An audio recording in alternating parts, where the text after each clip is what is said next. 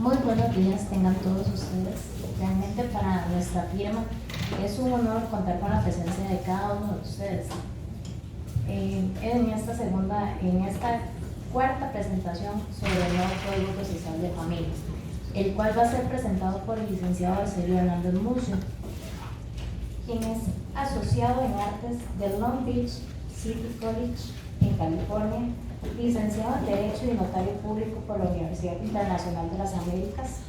Un extracto de su tesis fue publicado por la editorial Universidad de Costa Rica bajo el título Hacia una nueva cultura de seguridad vial. Es miembro mayor de la Federación Interamericana de Abogados con sede en Washington.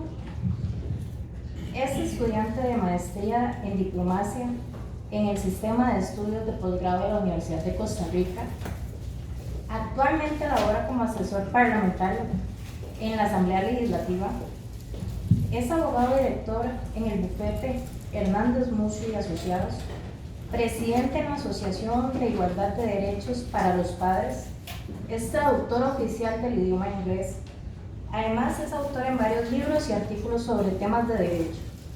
Trabajó en los últimos 5 años con diputados en diferentes fracciones para lograr introducir algunos cambios en materia de pensiones alimentarias en el Código Procesal de Familia, recientemente aprobado por la Asamblea Legislativa en el segundo debate. Y actualmente se está postulando a la Secretaría del Colegio de Abogados por el grupo Abogados por Nuestra Pensión y Derechos. Con ustedes, el licenciado Arcelio Hernández Murcio.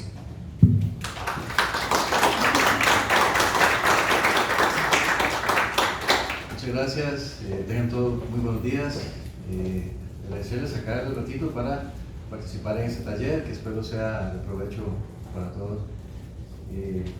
Quiero saber nada más, ¿cuántos de aquí los que están presentes son abogados? ¿Algunos son abogados?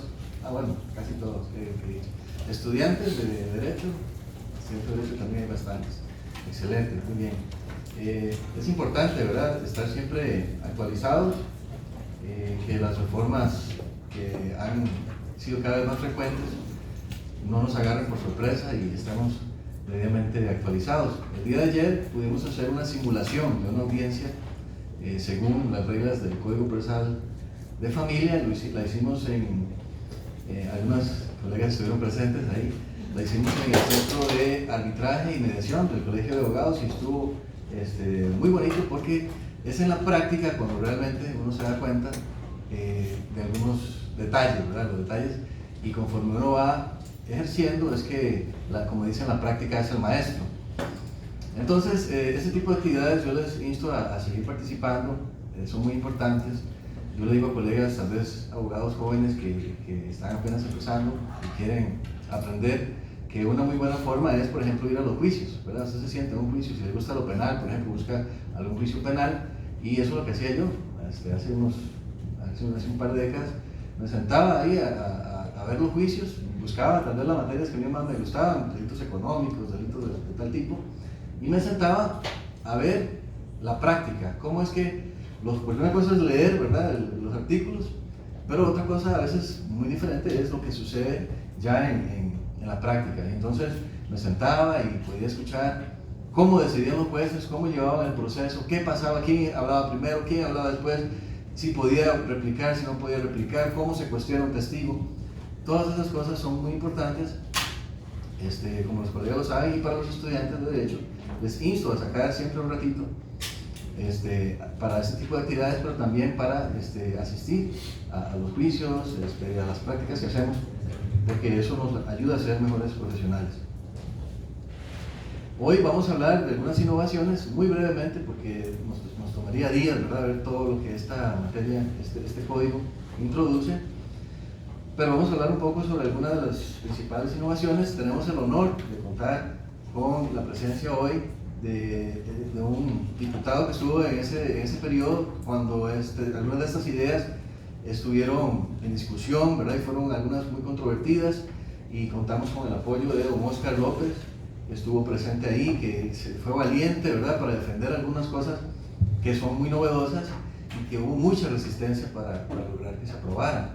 Entonces, don Oscar, yo también siempre recuerdo, por ejemplo, a Natalia Díaz. ¿Se acuerda usted, don Oscar? Natalia Díaz nos ayudó mucho también, muy valiente ella, defendiendo algunos cambios que por 152 años nadie quería hacer un cambio en materia, por ejemplo, de apremio corporal, ¿verdad? Nadie quería cambiar eso, no querían tocarlo. Usted hablaba de eso y se echaba todo el mundo encima, todo el mundo lo veía hasta raro y no se podía hablar de eso. Pero fueron muy valientes esos diputados.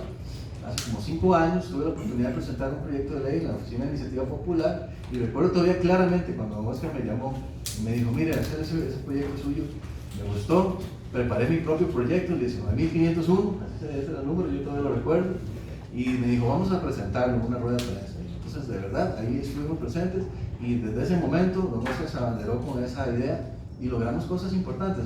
Tal vez no todo lo que queríamos, pero les digo, 152 años que no se lograba un solo cambio en la forma de ejecutar el apremio corporal, o sea, nada, mucha resistencia. Hasta el final hubo resistencia, hasta el final tuvimos que esperar a que la Defensoría llevara esto a la Sala Constitucional para ver qué decía la Sala. Y bueno, dichosamente la Sala lo blindó y dijo, mire, el apremio corporal no es un castigo, no es una medida de seguridad, es una medida de presión y por lo tanto no hay problema en que la ejecución sea para presionar nada más, no para tener a alguien 24 horas ahí metido. Entonces, logramos el apremio corporal nocturno como una medida especial. Esta idea surgió analizando el derecho comparado. En Chile, el apremio corporal se hace nocturno, hace mucho tiempo. Ya después, ahondando más, vi que también, por ejemplo, en algunos estados de Estados Unidos, el apremio corporal es solo los fines de semana. ¿Por qué? Porque es una medida de presión, no es un castigo, no es una medida de seguridad. Ahora, la legislación costarricense, nos gusta el derecho penal, contiene el delito también de incumplimiento de deberes alimentarios, pero entonces se requiere un debido proceso, se requiere un debate de mostrar el dolo de esa persona, y entonces ahora sí, la persona tiene $1 millón de pesos ahí en el banco y no quiere pagar 100,000, ahora sí puede venir una pena, ahora sí podemos hablar de un castigo, porque hay un debido proceso. Entonces, si se respetó la Constitución, artículo 39, nadie puede ser sujeto a una pena si no es con un debido proceso, una demostración de culpabilidad. Bueno, eso es para resumirles un poquito y adelantarles que estoy muy contento de que don Oscar esté acá, aceptar nuestra invitación. En un taller pasado, en el que hicimos, el segundo que hicimos en la Mar Dengo, también contamos con un distinguido invitado, que fue don Oscar Corrales, que fue de los redactores originales de este código, ¿verdad? Él fue el presidente de la comisión encargada del Poder Judicial de hacer esto. Esto fue aprobado, como decía Fabiola, el 17 de septiembre en segundo debate. Está ya firmado por el presidente hace ya algunas semanas, un más de un mes. El Ministerio de Justicia ha hablado con los funcionarios, está nada más alocando el dinero necesario para la publicación, porque parece que es una publicación un poco cara, porque es un poco voluminoso, y va a costar como 4 millones de colones, y ese es como el presupuesto anual que tienen, dice, para publicaciones. Entonces están juntando una plata ahí, y ahorita en cualquier momento, por ahí me soplaron el número de ley, 9747, en cualquier momento esto va a ser publicado, y eso sí, hay un transitorio en esta norma. Si ustedes tienen ahí su código, ustedes pueden buscar al final el transitorio número 3, nos habla y nos dice que este código regirá en su integridad a partir del 1 de octubre de 2020. Eso es muy importante. Perdón. Aquí este teléfono lo dejo acá. Voy a ponerlo por acá. Les decía que es muy importante porque algunas personas se confunden, ¿verdad? Pues que ya empezó a regir, ¿cuándo va a empezar a regir? Bueno, comencemos por ahí, ¿verdad? Es un proyecto que ya fue aprobado en segundo debate, está para publicar, pero aún ya publicado, no va a entrar a regir inmediatamente. Entra a regir, según ese transitorio, el 1 de octubre del año entrante. Entonces tenemos todavía, ¿verdad?, poco menos de un año para irnos familiarizando, para ir conociendo cuáles son las principales innovaciones que contiene este código respecto del Código Procesal Civil del año 1989, porque ese es el que todavía se usa para materia familiar. Ustedes saben que hubo una reforma procesal civil, ¿verdad? Pero tuvieron los diputados, precisamente porque esto duró mucho en aprobarse, que emitir una ley de emergencia diciendo, bueno, como reviviendo un muerto, ¿verdad?, reviviendo el Código Procesal Civil que estaba a punto de ser derogado, o que fue derogado para todas las otras materias, y diciendo, bueno, mientras que este código se aprueba, seguirá rigiendo el Código Procesal Civil del 89. Pero en materia procesal familiar, podemos decir que nuestro derecho procesal de familia es mucho más antiguo, ¿verdad? Es algo que se ha ido desarrollando desde la época de Aurelio Carrillo, cuando en el Código Civil era que se regulaba la materia familiar, ¿verdad? Luego poco a poco fue eso introduciéndose ya en artículos de leyes especiales, por ejemplo, también. Una de las leyes, la ley de pensiones alimentarias, que es una ley que realmente contiene el proceso también, no solamente desarrolla algunos principios de fondo que vienen en el Código de Familia, que el Código de Familia también es algo relativamente reciente, ¿verdad? Estamos hablando de por ahí de los 72, por ahí, como en 71. 73, un año después de que nací yo, entonces yo estaba apenas en pañales, o sea, no es tan antiguo, es muy reciente. Y entonces estas normas se han ido recopilando de todo el ordenamiento jurídico, ¿verdad? De leyes especiales, la ley de paternidad, la ley de violencia doméstica, es una excepción, va a seguir rigiendo, pero bueno, hay algunas medidas cautelares que se puede también recurrir a esto. Y contar con un código procesal de familia, así que reúna todas las normas que van a regir los principales procesos de familia, pues es algo sí que es muy innovador y es que para todos los estudiantes del derecho de familia, algo que es muy importante, o sea, es un cambio trascendental. En sus orígenes se pensaba un código general, ¿verdad? Un código procesal general. Se hizo intentos de hacer uno especial, después vino uno general, ahí se quisieron meter muchas materias de la laboral, ¿verdad? La contenciosa, todo eso. Al final todos se separaron, entonces hicieron su propio código procesal, tenemos el contencioso, el laboral por allá, que el laboral fue el más reciente, que se aprobó, y el de familia también. Hubo quienes defendieron que no se puede mezclar en un código general esta materia porque hay sujetos vulnerables de por medio, de eso, una materia más sensible, ¿verdad?, que otras materias. Pero ya veremos un poquito más de eso. Este código introduce, bueno, no introduce, sino que empieza con una parte que nos habla sobre los principios, por lo menos lo menciona. Y los principios generales que inspiran el código, ustedes saben que los principios son como aquellos pilares, ¿verdad?, que van a sostener todo el aparato, todo el cuerpo legal son como grandes normas que van a permear en todas las normas puntuales que se desarrollan en un código. Y entre esos tenemos el fácil acceso a la justicia, el impulso procesal de oficio, la celeridad procesal, la buena fe, la economía procesal, el equilibrio procesal, que es muy importante, ustedes lo van a ver en algunos, que estaba, por ejemplo, en el artículo 2 de la ley de pensiones, y que se habla sobre también principios procesales generales, pero también aquellos que son propios ¿de qué? Propios de la materia familiar, como el equilibrio entre las partes, la tutela de la realidad. Eso es algo también importante, muy parecido a lo que pasa en el derecho penal, que lo que importa es la búsqueda de la verdad real, ¿cierto? Aquí en materia de familia también, es parecido en el laboral también, vamos a buscar qué es lo que en realidad sucede, porque no podemos nada más irnos con una verdad formal, tenemos que llegar al fondo de los hechos, y por eso es que el juez tiene incluso la potestad de ordenar prueba de oficio, ¿verdad? Tiene que buscar la verdad real. El asunto de la ausencia de contención, vamos a ver que en todos los procesos que se establecen acá, siempre se va a intentar llegar a un arreglo, a una conciliación, ¿verdad?, buscando que haya la menor contención posible, igual porque las partes que están en conflicto, pues el Estado tiene el deber de proteger a la familia y proteger a los niños, entonces a las personas vulnerables. No vamos a promover que en una audiencia pues haya un agravamiento de los conflictos, todo lo contrario, vamos a buscar que haya una ausencia más bien de contención. Una solución integral, se introducen algunos artículos, ustedes van a ver el 14, por ejemplo, ahora lo vamos a desarrollar, donde se va a tratar de que la solución abarque todos los problemas que involucran a las mismas personas, que se puedan abarcar y dar una solución que lo más pronto posible solucione un problema, porque actualmente, ¿qué se busca con la oralidad? Por ejemplo, se busca que los procesos cumplan con el principio de justicia pronta y cumplida, que está en el artículo 41 de la Constitución. Actualmente, yo me gusta dar este ejemplo, tengo un cliente, por ejemplo, ahorita, que ya es la tercera vez que vamos a ir a una sentencia de primera instancia, porque han anulado las otras dos en alzada, para un rebajo de pensión, por ejemplo. Entonces, ¿qué pasa? Que ya las circunstancias que dijimos en el 2016 o 2017, cuando legamos un cambio de circunstancias, hoy son totalmente distintas, ¿verdad? Y todavía están viendo las mismas circunstancias que se legaron en ese entonces, 2 veces se ha anulado.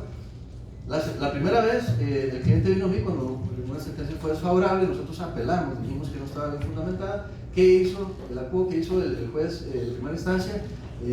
Ustedes, yo si quieren, se los puedo mandar para que vean que no estoy exagerando. Puedo mandar las dos sentencias.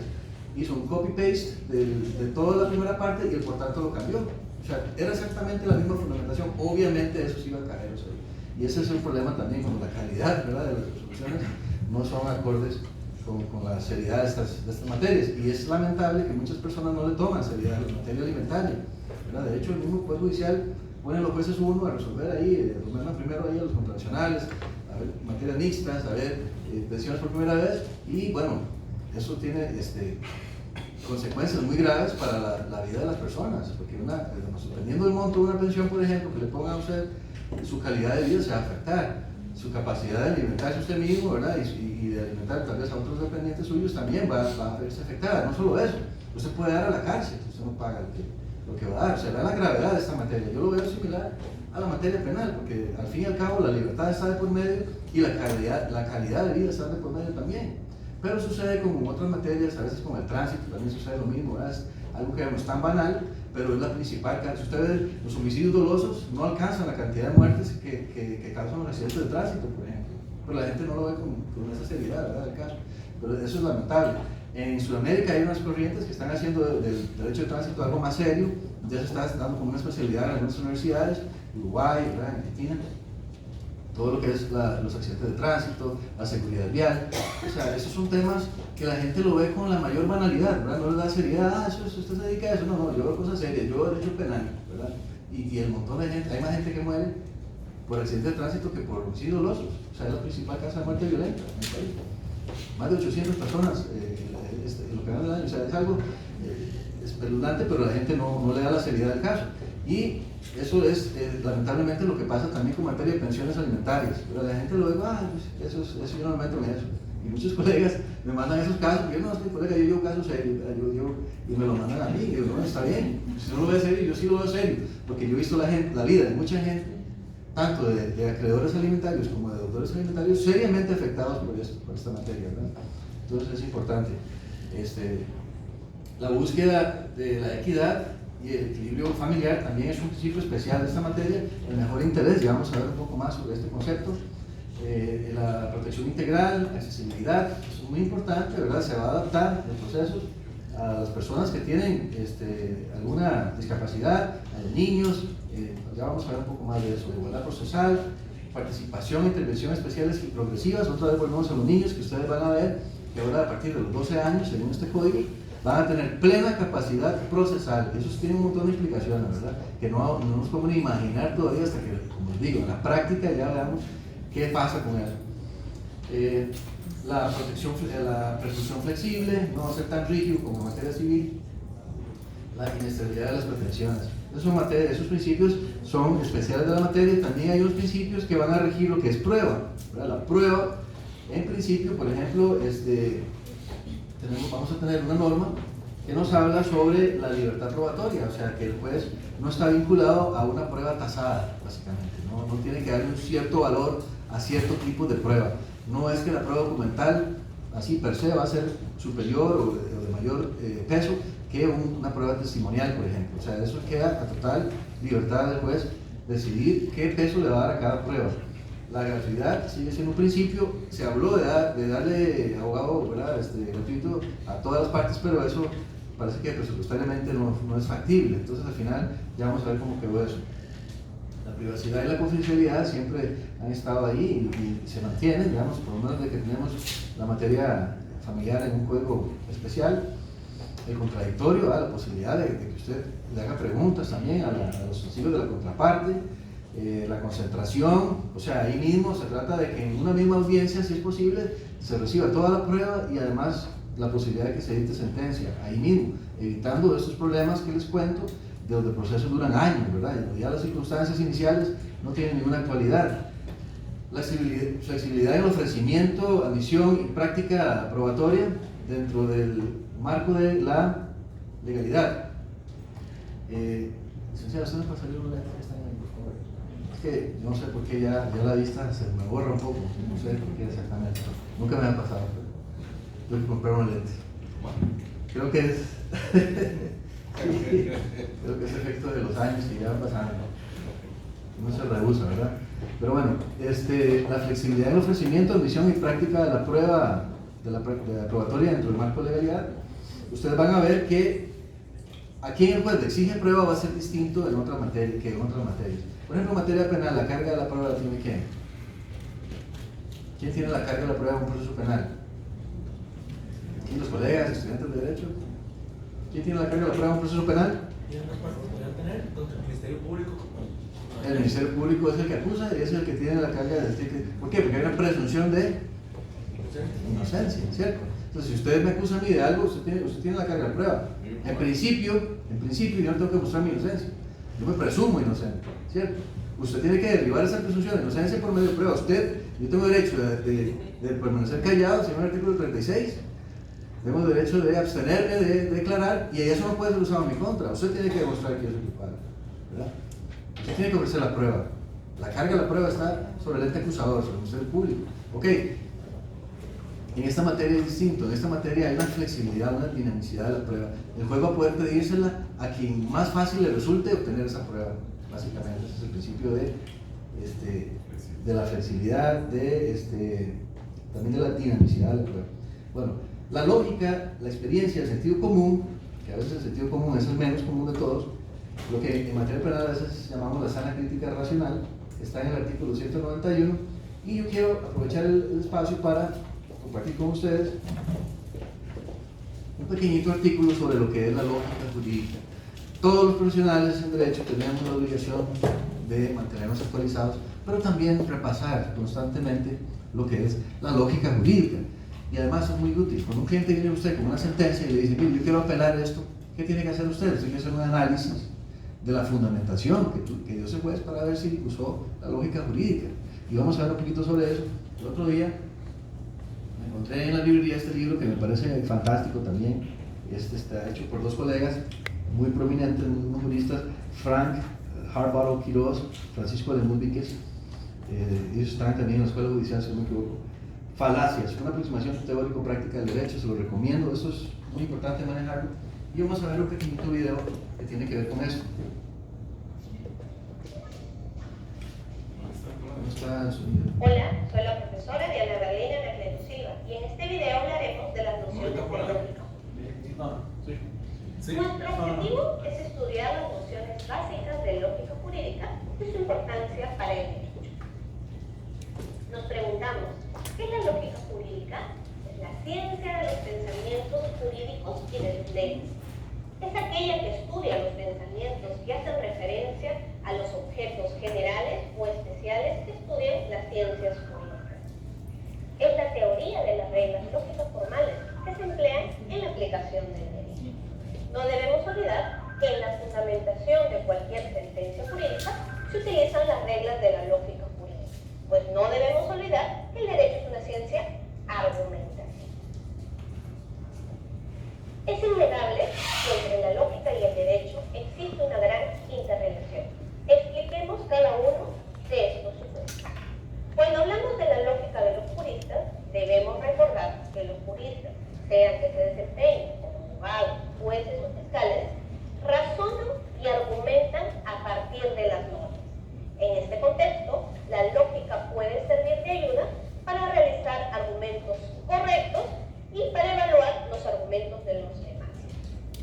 Cuando hablamos de la lógica de las normas, podemos decir que la lógica nos permite analizar cuándo dos normas están en contradicción, cuándo de una norma se infiere otra norma. Cuando decimos lógica de los sistemas normativos, nos referimos que la lógica proporciona una base para el análisis de los ordenamientos normativos, tratando de determinar su carácter sistemático y evaluando si contienen lagunas, redundancias y contradicciones. La lógica, además, permite detectar algunos defectos del lenguaje normativo.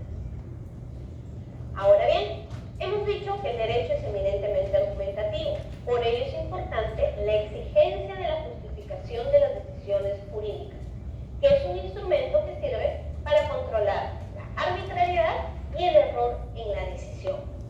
Para que una decisión judicial esté justificada jurídicamente,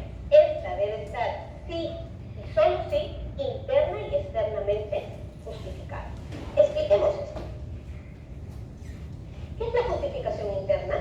La justificación interna tiene que ver con la estructura lógica, con la coherencia lógica del razonamiento. Una decisión jurídica estará justificada internamente si y solo si la conclusión sea la consecuencia lógica necesaria de las premisas normativas y fácticas invocadas. Es así que podemos observar que tenemos premisa mayor, que se refiere a las normas, la premisa menor, que se refiere a los hechos del caso, y la conclusión, que no es más que la decisión. La justificación interna refleja la argumentación formal, aquella que se practica haciendo uso de la abstracción de la realidad. Desde esta dimensión de la argumentación no se dice nada sobre la verdad de las premisas que se usan. Se dan y se asumen como válidas. Allí radica precisamente una de sus limitaciones. Ahora expliquemos qué es la justificación externa. Según Robert Alexis, el objeto de la justificación externa es la fundamentación de las premisas usadas en la justificación interna, es decir, fundamentar la premisa fáctica y normativa usada en la justificación interna. La decisión, para ser jurídicamente válida, debe estar interna y externamente justificada. Estoy segura que el desarrollo de este tema será de utilidad para ustedes. Agradezco su interés en la asignatura. Estamos en contacto a través del aula virtual. Nos vemos.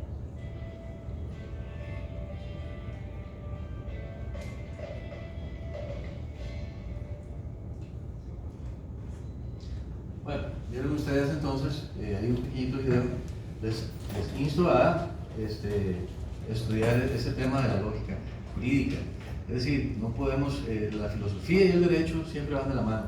Y un grave problema que tenemos en la actualidad es una deficiente preparación pues, más integral, ¿verdad? Que abarque también la lógica jurídica, ¿verdad? Que el estudio de esto. Porque cuando analizamos una sentencia, tenemos que ver su fundamentación fáctica, ¿verdad? Cuáles son los hechos, pero también su fundamentación intelectiva, ¿verdad? Cómo es que el juez llega a su decisión, cómo es que el juez tiene por probado los hechos, si ese análisis de la prueba, ¿verdad? Sigue las reglas que estamos mencionando, estas que les menciono acá, de la lógica, la experiencia y el sentido común que tenemos en el artículo, en este caso 191, del Código Procesal de Familia. Entre los principios que les mencionaba venía uno que hablaba sobre el mejor interés, ¿verdad? Esta idea del mejor interés es importante que la entendamos. En inglés el término es, si hablamos del interés superior del niño, es the child's best interest.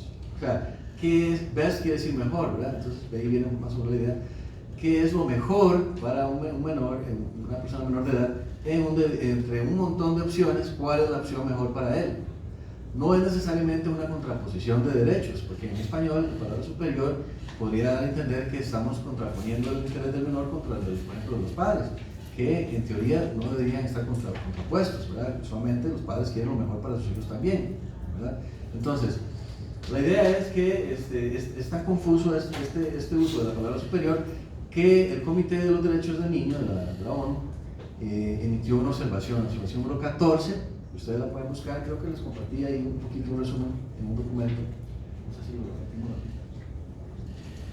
Bueno, si no se la dieron, se la sigamos debiendo y deberíamos saber. ¿No está Fabiola? ¿Dónde está? Bueno, les dieron a ustedes una hojita que habla sobre el interés superior del niño, ¿no? No. Okay. Bueno, vamos a ver si los buscamos por allá y ahora lo repetimos, porque les hice un pequeño resumen de lo que es esa observación número 14. Que creo que es importante que todos la sepamos, que todos la entendamos y que sea una parte natural casi de nuestro discurso cuando estemos en un proceso que involucre a personas menores de edad. Según lo explica el Comité de los Derechos del Niño, dice que es una triple naturaleza lo que tiene este concepto. Primero es un derecho a que su mejor interés sea una consideración primordial en cualquier decisión que le afecte.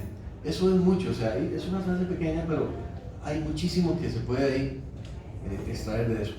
El ejemplo que da el presidente de este comité, por ejemplo, dice, en un proceso penal, donde se está considerando la pena imponer a una persona que es padre o que es madre de niños, el niño no es parte de ese proceso.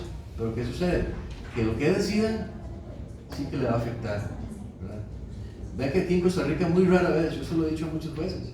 El otro día estaba hablando con una magistrada, Patricia, de la Sala Tercera, y yo se lo mencionaba a ella. El otro día hablé con la ministra de Justicia también, Marcia, y se lo comentaba a ella. Y decía, yo he visto algunos poquitos casos en que, por ejemplo, cuando son madres, toman en cuenta esto, pero por lo general cuesta muchísimo que los jueces penales tomen en consideración que este es un mandato que está en una convención aprobada por Costa Rica, la Convención de los Derechos del Niño. En el artículo 3, párrafo 1, dice que toda acción del Estado, o sea, eso incluye todas las autoridades del Estado, en que haya de por medio una cuestión que afecte a un menor de edad, a una persona menor de edad, es el interés superior de esa persona menor de edad debe ser una consideración, pero no una consideración cualquiera, no, una consideración primordial. ¿Cuándo llegaremos a eso? Bueno, es un proceso, por eso estamos haciendo esos talleres, creando conciencia, por eso nos esforzamos en escribir algunos artículos, ¿verdad? Pues, ahí también, no sé si le está compartiendo también el artículo de los derechos a los propios alimentos. Sí, creo que se lo dieron ahora. Hay otra hoja que es sobre el principio del interés superior, ¿no? Sí, claro. Eusebio, perdón, hay preguntas en el camino. No, las preguntas las vamos a hacer al final, sí. Al final, para no interrumpir el flujo de lo que estaba presentando. Ok. ¿Viene ahí la hojita del interés superior o solo le dieron lo de los derechos a los propios alimentos? Bueno, seguimos entonces con el problema de que no está en la hojita. Se lo vamos a conseguir. Además de ser un derecho, es un principio. Ya hablamos un poquito sobre el concepto de lo que es un principio. Yo lo veo como una gran norma, ¿verdad? Una norma papá o mamá, ¿verdad? Que va a influir en todo el desarrollo puntual de cada norma más específica. Es un pilar, si se quiere, un pilar sobre el cual está edificado un edificio, ¿verdad? Es como para darnos la idea de la importancia que tienen los principios. Entonces, como principio, el mejor interés del niño debe informar toda la legislación. O sea que el legislador, a la hora de legislar, también tiene ese deber. Si va a afectar a un niño, ¿cómo eso va a afectar al niño? Y cómo vamos a procurar que no le afecte negativamente, ¿verdad? Que sea su mejor interés el que se proteja. Y toda actividad que tenga que ver con el niño. También es una regla de procedimiento, y eso lo vamos a ver en este código, cómo se hacen algunas adaptaciones. Cuando es una persona menor de edad la que va a ser testigo, la que va a ser entrevistada, se toman ciertas precauciones, que puede contar con apoyo, por ejemplo, del trabajo social, psicología. No lo vamos a exponer a que vaya directamente a su presunto agresor, por ejemplo, o a presunta agresora. Entonces, son principios que además sirven como una regla en el procedimiento, que tiene que tener, quien está juzgando, la autoridad judicial tiene que tenerlo presente para ver cómo el proceso se va a desarrollar. Ayer en la audiencia que hicimos, ¿verdad?, de simulación, tuvimos una situación así, porque una de las testigos tenía 11 años. Entonces decidimos sacar a todo el mundo, ¿verdad?, y que se entrevistara solita ella como el juez, que fui yo, de esa audiencia. En esas actividades que son, como les digo, sirven para ver los detalles de un proceso y cómo se desarrollaría según este código. Entonces, esta es la famosa triple naturaleza de este concepto, que el concepto se puede definir como lo hace el doctor Jorge Cardona Lorenz, que este es el presidente que yo les mencionaba, que daba el ejemplo del caso penal. Don Jorge Cardona nos dice que el objetivo del concepto es garantizar el disfrute pleno y efectivo de todos los derechos reconocidos por la Convención de los Derechos del Niño y el desarrollo holístico del niño, físico, mental, espiritual, moral, psicológico y social de la persona menor de edad. Entonces, aquí vemos también que los principales fines son garantizar. Pero ¿qué pasa si no sabemos ni qué es lo que dice la Convención de los Derechos del Niño? ¿Cómo vamos a garantizarlo si no los conocemos? ¿Verdad? Es importante que todos manejemos qué dice la Convención, cuáles son los derechos que tiene un niño. Así, en un caso particular, donde usted, por ejemplo, vea que una mamá no quiere dejar que el papá comparta con el niño, que le cayó mal, que le dio vuelta, lo que sea, ustedes van a decir un momento, ok, aquí hay un problema entre ustedes dos, es cierto, pero además, según el artículo 9, el niño tiene derecho, la Convención, a compartir con ambas familias, paterna y materna, independientemente de los problemas que ustedes tengan. que se separaron, bueno, igual puede compartir con su familia, es un derecho que tiene ese niño. Y el derecho a la vida familiar, dicho sea de paso, es un derecho que es tanto de los padres como de los niños. Así quedó establecido, bueno, en varias sentencias, pero también eso es importante recalcarlo. Es un error decir que no es un derecho de los padres, que es un derecho exclusivamente de los niños. Eso es un error. Ustedes pueden consultar el caso Fornerón e hija contra Argentina. En ese caso queda muy claro que ese derecho a la vida familiar es tanto de los padres como de los hijos. En este caso, por ejemplo, un señor pusieron un proceso de adopción a su hija biológica y a él no le permitieron participar en el proceso. Y entonces, cuando la corte falla, condena a Argentina y ordena reparaciones para la niña y para el padre. ¿Por qué? Porque el derecho a la vida familiar de ambos fue violentado. Eso ustedes lo pueden ver con mayor detalle, pero es muy importante ese caso. Ya habíamos mencionado sobre el principio, sobre la oralidad. ¿No aparecieron las hojitas? Sí, Ah, ok. Ya que el fin de esto, como dijimos, ya lo veremos también en la práctica, por eso les digo que la práctica es muy importante. Vamos a ver qué tanto logramos, ¿verdad? Atacar ese problema de la mora judicial que afecta tan gravemente los derechos de la familia, porque eso afecta a todos. Cuando un proceso de adopción lleva años, ¿verdad? Y el niño va creciendo, ya mientras más grande el niño, menos posibilidades de adopción tiene, ¿verdad? Un proceso de abandono, de declaratoria de abandono que lleva años, por ejemplo. El niño va creciendo ahí en un albergue, no siempre en las mejores condiciones, se está afectando su derecho a una justicia pronta y cumplida.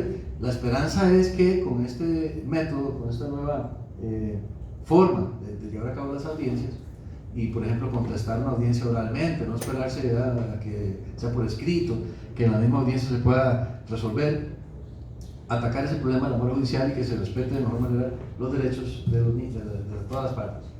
El acceso a la justicia es un principio también que es importante y se le da, como mencionábamos, plena capacidad procesal a las personas mayores de 12 años. Es una innovación de este código.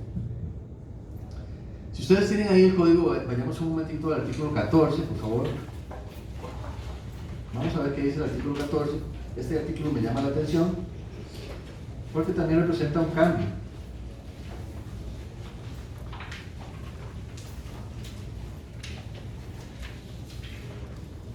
Y es que este artículo habla sobre el conocimiento concentrado y dice así: la autoridad judicial que conozca de un proceso resolutivo familiar acerca de algún asunto en que están involucradas las mismas partes podrá conocer todos aquellos litigios en los cuales se estén debatiendo pretensiones sobre esa misma situación familiar, incluidos los derechos alimentarios, salvo lo referido a los procesos de protección cautelar y otros procesos especiales.